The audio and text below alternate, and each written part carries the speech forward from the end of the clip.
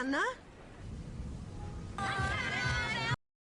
Welcome dear ऑकर्ड्स। आज मैं आपको एक मजेदार मूवी समझाने जा रहा हूं जिसका नाम है टेडी बियर। मूवी की शुरुआत में 38 साल की उम्र वाला एक शर्मिला बॉडी बिल्डर दिखाया जाता है जिसका नाम है डेनिस पीटरसन। इतनी अच्छी बॉडी और मसल्स होने के बाद भी डेनिस की कोई गर्लफ्रेंड नहीं है और पहले भी कोई गर्लफ्रेंड बनी नहीं। वो एक छोटे से शहर में अपनी बूढ़ी माँ इनग्रिड के साथ रहता है। एक दिन डेनिस अपने जिम में आने वाली एक औरत के साथ डेट पर जाता है और एक दूसरे से पहचान करते हुए डेनिस उस लड़की को बताता है, मैं प्रोफेशनल बॉडी बिल्डिंग करने के अलावा एक गार्ड की नौकरी भी करता हूँ। अब डेनिस के साथ आई वो लड़की बताती है, मेरे समुद्र के किनारे खुद का एक सैलून है। इसके बाद वो औरत डेनिस के साथ फ्लर्ट करने की कोशिश करती है, लेकिन डेनिस तो इस चीज में बिल्कुल भी ध्यान नहीं देता। जब वो औरत कोशिश करती रहती है तो डेनिस को बड़ा अजीब महसूस होता है और वो आखिर में उस औरत के पहने हुए हार की तारीफ करने लगता है। उस औरत को ये चीज पसंद नहीं आती और इसीलिए उनकी डेट भी खत्म हो जाती है। अब घर वापस आने के बाद डेनिस चुपचाप अपने कमरे में जाने की कोशिश करता है, लेकिन तभी उसकी भड़की हुई माँ इनग्रिड उसके सामने आ जाती है। वो पूछती है, डेनिस तुम अभी तक कहाँ पर थे? और डांट लगाते हुए बोलती है, तुमने मुझे क्यों नहीं बताया कि तुम आज लेट आने वाले हो? लेकिन सच बताने की जगह डेनिस एक झूठी कहानी बनाता है, मामा मैं अपने जिम वाले दोस्त के साथ मूवी देखने चला गया था। अब यहाँ से पता लगता है कि इनग्रिड अपने बेटे को लेकर बहुत चिंता करती है। वो अपने बेटे को लेकर बहुत कॉन्शियस है और साथ ही उस पर हक जमाए रखती है। इस वजह से ही डेनिस कभी लड़कियों के साथ ठीक से बात तक नहीं कर पाता और ना ही उसके साथ कोई रिश्ता बन पाता है। अगले दिन दोनों माँ बेटे अपने किसी रिश्तेदार के घर जाने के लिए तैयार हो रहे होते हैं। दोनों के बीच का रिश्ता इतना खुला हुआ है कि दोनों एक साथ में बाथरूम का इस्तेमाल कर लेते हैं। अब वो लोग अपने रिश्तेदार के यहाँ पहुंच चुके हैं। डेनिस के अंकल बेंट ने अभी ओई नाम की एक जवान लड़की से शादी की है और बताया जाता है कि ओई थाईलैंड से है। और अब डेनिस अपने अंकल बेंट के लिए बहुत खुश दिख रहा होता है, लेकिन असल में वो अंदर ही अंदर अपने हाल को देखकर दुखी है कि मेरे अंकल तक को लड़की मिल गई और मुझे नहीं मिल रही है। अगले दिन जिम में डेनिस को वही औरत दिखाई देती है जो कि मूवी की शुरुआत में उसके साथ डेट पर गई थी। अब डेनिस उससे बात करने की कोशिश करता है, लेकिन वो औरत डेनिस पर कोई ध्यान नहीं देती और वहां से चली जाती है। उसी दिन डेनिस अपने अंकल बेंट के घर जाता है और उनका बगीचा साफ करने में मदद करता है। इसके बाद दोनों साथ बैठे होते हैं और बेंट बोलता है, डेनिस मुझे पता है तुम्हारी जिंदगी में कोई लड़की नहीं है, न तुम्हारी कोई गर्लफ्रेंड है और न कभी बनी। मेरा तो ये बोलना है कि तुम्हें कुछ दिनों के लिए थाईलैंड जाना चाहिए। बेंट उसको कुछ किताबें दिखाते हुए बोलता है, बेटा देखो थाईलैंड कितना सुंदर देश है और वहाँ बहुत सारी सुंदर सुंदर लड़कियां भी रहती हैं। अब डेनिस को यह आइडिया बहुत पसंद आता है, इसलिए वो रात के समय थाईलैंड के बारे में सभी चीजें देखता है कि वहाँ पर क्या चीज कैसी है। अब सारी जानकारियां इकट्ठा करने के बाद वो एक हफ्ते के लिए थाईलैंड जाने का तय कर ही लेता है। अगले दिन डेनिस पहली डेट वाली औरत के पास जाता है और उसके मुंह पर सीधा सीधा बोल देता है, तुम मेरे टाइप की नहीं हो, मुझे तुम्हारी जैसी गर्लफ्रेंड बनाने का कोई शौक भी नहीं है। बाद में खाने के समय डेनिस अपनी मम्मी को बताता है, मम्मी मैं कुछ दिनों के लिए बाहर जाने वाला हूँ। हालांकि वो झूठ बोलता है, मम्मा मैं जर्मनी जाने वाला हूँ, मैं वहाँ एक बॉडी बिल्डिंग प्रतियोगिता में भाग लेने वाला हूँ। इसके बाद भी इनग्रिड को ये बात पसंद नहीं आती और वो गुस्से में खाना छोड़कर ही चली जाती है। अगले कुछ दिनों तक इनग्रिड डेनिस से बहुत गुस्सा रहती है। वो डेनिस पर कोई ध्यान नहीं देती। जब डेनिस को थाईलैंड के लिए निकलना होता है तो इनग्रिड तब भी उससे नहीं मिलती। अगले सीन में दिखाते हैं कि डेनिस प्लेन से थाईलैंड के एक शहर पटाया में पहुंच चुका है। जैसे ही वो होटल में पहुंचता है तो वो हैरान हो जाता है क्योंकि होटल में काम करने वाली लड़की उससे बोलती है, सर आप हमें कुछ ज्यादा ही पैसे दे दो क्योंकि आप बाकी लोगों की तरह हमारे होटल में पैसों से खरीद कर लड़कियां लाओगे। अब डेनिस ये बात सुनकर बहुत शर्मिंदगी महसूस करता है और बोलता है, मैम ऐसा कुछ भी नहीं है, मैं ऐसे काम नहीं करता हूँ, मैं पैसे देकर कोई लड़की नहीं लाऊंगा। बाद में डेनिस बेंट के दोस्त स्कॉट से मिलने आता है। स्कॉट अमेरिका का रहने वाला है और उसकी उम्र लगभग 35 से 40 साल की है, लेकिन वो अब थाईलैंड में रहकर अपनी थाई बीबी के साथ एक बार चलाता है। वो बोलता है, मैंने ही बेंट का चक्कर उसकी नई बीबी के साथ चलवाया था। इसके बाद वो डेनिस से काम की बात करता है, बेटा तुम बताओ तुम्हें किस तरह की लड़कियां पसंद है, मुझे बताओ, मैं तुम्हारी पसंद की लड़की का फिगर साइज सब कुछ बिल्कुल परफेक्ट लेकर आऊंगा। लेकिन शरीफ डेनिस प्यार से बोलता है, अंकल मुझे तो बस एक लड़की चाहिए जो मेरी उम्र की हो। अब स्कॉट उससे वादा करता है कि मैं तुम्हारे लिए एक सुंदर सी लड़की लेकर आऊंगा, तुम शाम तक इंतजार करो, मैं शाम को वापस आता हूँ। होटल जाते हुए डेनिस एक बढ़िया सा सूट बनवाने के लिए कपड़ों की दुकान पर जाता है। होटल पहुंचकर वो अपनी माँ को भी कॉल करता है, लेकिन वो फोन नहीं उठाती। अब इस बात से डेनिस बहुत उदास हो जाता है। शाम के समय दिखाते हैं तो डेनिस का नया सूट उसको भेज दिया जाता है। वो सूट पहनकर स्कॉट के बार पहुंचता है और सोच रहा होता है कि काश काश मुझे वो लड़की मिल ही जाए। डेनिस देखता है कि उसकी तरह ही पश्चिम देशों के बहुत सारे आदमी वहाँ पर आए हुए हैं, लेकिन वो सभी बूढ़े हैं और थाईलैंड की जवान जवान लड़कियों के साथ मजे कर रहे हैं। अब स्कॉट डेनिस को पैट नाम की एक लड़की से मिलवाता है। पैट काफी बातें करती है और जल्दी वो डेनिस के साथ खुलने की कोशिश भी करती है। वो डेनिस की बॉडी की तारीफ करते हुए बोलती है, डेनिस मैं आपकी बॉडी देखना चाहती हूँ, क्या आप मुझे दिखाओगे? वैसे तो पैट ने ज्यादा कुछ तो नहीं मांगा, लेकिन हमारा डेनिस तो हमेशा से शर्मिला रहा है, इसलिए वो घबरा जाता है और बाथरूम में चला जाता है। लेकिन पैट उसके पीछे पीछे आ जाती है और डेनिस को सेक्स करने के लिए इशारे देने लग जाती है। आखिरकार डेनिस ऐसा करने के लिए तैयार हो ही जाता है और पैट को लेकर अपने होटल में पहुंचता है। वहां जाकर पैट बताती है कि सेक्स करने के लिए तुम्हें इतने पैसे देने होंगे, और अब डेनिस को समझ आ जाता है कि पैट पैसों के लिए सेक्स करने वाली औरत है, इसलिए गुस्सा होकर डेनिस पैट को वहां से चले जाने को बोल देता है। अगले दिन डेनिस अकेले ही शहर में घूमता है और आसपास के जिम में भी जाता है। उसको एक जिम की मालकिन मिलती है जिसका नाम टोई है। अब एक्सरसाइज करते हुए डेनिस की दोस्ती प्रेप से हो जाती है, जो कि जिम में एक ट्रेनर का काम करता है। दोनों बातचीत कर रहे होते हैं और प्रेप डेनिस को एक मैगजीन देखकर पहचान लेता है और बोलता है, भाई आपकी बैक मसल्स तो बहुत अच्छी है, मैं तो आपका फैन हूँ।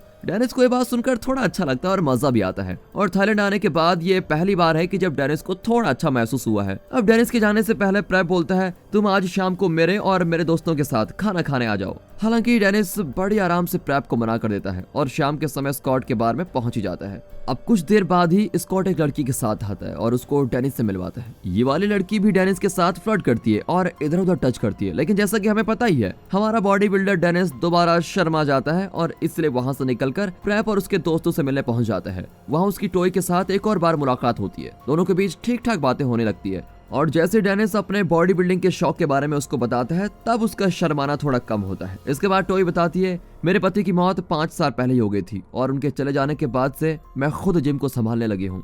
जब डेनिस बताता है कि उसकी शादी नहीं हुई है, तो जवाब में टॉय बोलती है, तुम एक अच्छे आदमी लगते हो, तुम्हें कोई ना कोई अच्छी लड़की तो जरूर मिल जाएगी। अगले कुछ दिनों में दोनों के बीच दोस्ती और बढ़ जाती है। टॉय डेनिस को पूरा शहर घुमाती है और साथ ही उसको स्कूटर चलाना भी सिखाती है। एक दिन समुद्र के किनारे डेनिस टॉय को किस करने की कोशिश करता है, लेकिन टॉय पीछे हट जाती है। डेनिस को इस बात के लिए थोड़ा बुरा भी लगता है, इसलिए वो माफी मांगकर थोड़ी देर के लिए अलग चला जाता है। हालांकि वापस जाते हुए उसका स्कूटर खराब हो जाता है, इसलिए टॉय उसको साथ चलने के लिए बोलती है। अब जैसे डेनिस होटल के अंदर जाने लगता है, टॉय बोलती है, डेनिस सुनो, जब तुमने मुझे किस करने की कोशिश की थी तब मैं इसलिए पीछे हो गई थी क्योंकि वहाँ खुलेआम किस करना बहुत ही गलत माना जाता है। इसके बाद वो डेनिस को खाने के लिए अपने घर पर बुलाती है। वहाँ दोनों अच्छी खासी किसेस करते हैं और ये किस डेनिस की जिंदगी की पहली किस है। इसके बाद टॉय अपने थोड़े सीड्यूसिंग कपड़े पहन लेती है और दोनों प्यार करने लगते हैं, लेकिन डेनिस शर्मा जाता है और घबरा के बाहर निकल जाता है। हालांकि बिल्डिंग से बाहर पहुंचकर उसको महसूस होता है कि टॉय ही एक अच्छी औरत है जिसके साथ उसे अच्छा महसूस होता है, इसलिए वो वापस जाता है और टॉय को बोलता है, मैं तुम्हें बहुत पसंद करता हूँ। टॉय भी अपने दिल की बातें बोलने लगती है और दोनों एक दूसरे को प्यार से गले लगा लेते हैं। अब दोनों एक दूसरे के साथ सो जाते हैं, लेकिन उनके बीच कुछ नहीं होता।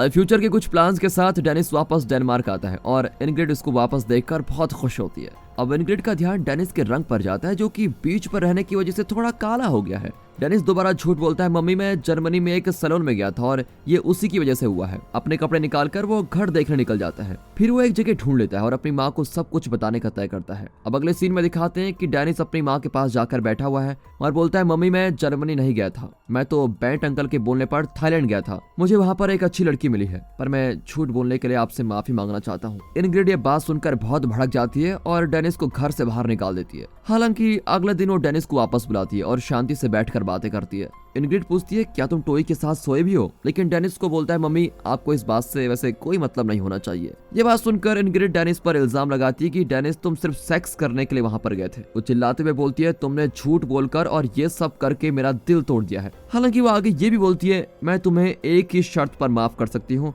और मेरी शर्त यह है कि तुम्हें टॉय के साथ अपना रिश्ता खत्म करना होगा। डेनिस इस बात के लिए मान तो जाता है, लेकिन फिर भी टॉय को डेनमार्क में लाने की तैयारी करता रहता है। अगले सीन में वो एयरपोर्ट पहुंचता है और अपनी प्यारी टॉय का स्वागत करता है। वो टॉय को फूल देता है और फिर अपने नए घर लेकर आता है। टॉय ये देखकर बहुत हैरान हो जाती है क्योंकि डेनिस ने उसको बताया था कि वो एक सिंपल से घर में अपनी माँ के साथ रहता है। अब डेनिस इस बात को बदलने के लिए झूठ बोल देता है कि इस घर में हम कुछ ही दिन रहने वाले हैं। वो टॉय को एक हार गिफ्ट देता है और खुद पहना देता है। इसके बाद डेनिस बोलता है, मेरी माँ को बीमारी की वजह से हॉस्पिटल में रहना पड़ रहा है, इसलिए मुझे आज रात हॉस्पिटल जाना होगा और मैं तुम्हारे साथ नहीं रुक पाऊंगा। वो साथ ही बोलता है, मैं अभी के लिए तुम्हें अपनी मम्मी से नहीं मिलवा सकता क्योंकि मेरी माँ की तबीयत बहुत खराब है। पता नहीं वो इन सब चीजों को समझ भी पाएगी या नहीं, इसलिए हमें कुछ दिनों का इंतजार करना चाहिए। अगले दिन डेनिस टॉय को नए कपड़े दिलाने के लिए एक मॉल में पहुंचता है। उसको कुछ दूरी पर अपनी माँ दिखाई देती है। अब डेनिस टॉय को लेकर उस जगह से दूर जाने की कोशिश करता है, लेकिन इनग्रिड उसको देख लेती है।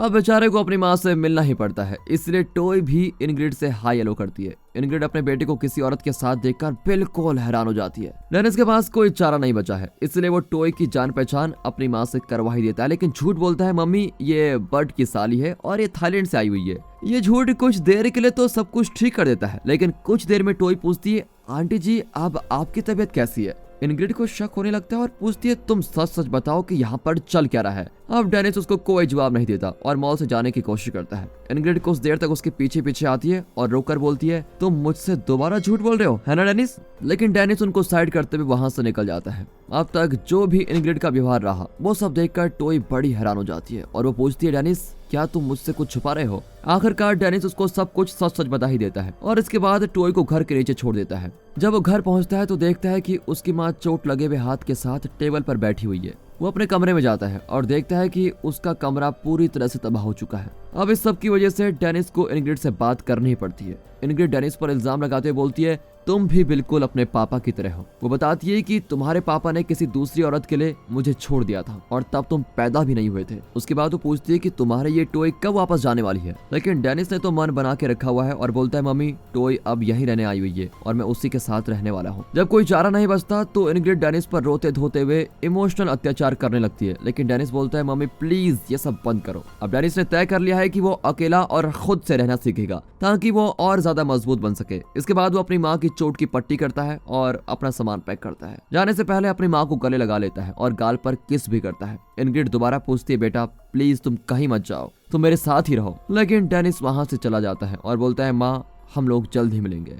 अब डेनिस अपनी कार में टॉय के पास जाता है और दोनों अपने नए घर के लिए चले जाते हैं। और दोस्तों इसी के साथ ये मूवी यहाँ पर खत्म होती है। दोस्तों इस मूवी पर आपके क्या विचार हैं कमेंट्स करके जरूर बताइएगा। दोस्तों जाने से पहले एक ऐसी मूवी सजेस्ट करना चाहता हूँ जिसमें एक ऐसी लड़की है जो अपनी आंसर शीट में जो लिख लेती है वो बिल्कुल वैसा ही होता है। मतलब अगर क्वेश्चन ने पूछा है कि ताजमहल कहाँ पर है और अगर उसने लिख दिया हरिद्वार तो वो हरिद्वार में ही हो जाएगा। तो दोस्तों ऐसा कुछ देखने के लिए देखिए ये मूवी जिसका नाम है ऑनर स्टूडेंट। बाकी अगर मूवी अच्छी लगी हो, वीडियो अच्छी लगी हो, एक्सप्लेनेशन अच्छा लगा हो, वीडियो को लाइक कीजिएगा, चैनल को सब्सक्राइब कर दें। बाकी मिलते हैं अगली वीडियो में, तब तक के लिए गुड बाय, अपना ख्याल रखिएगा and finally thanks for watching.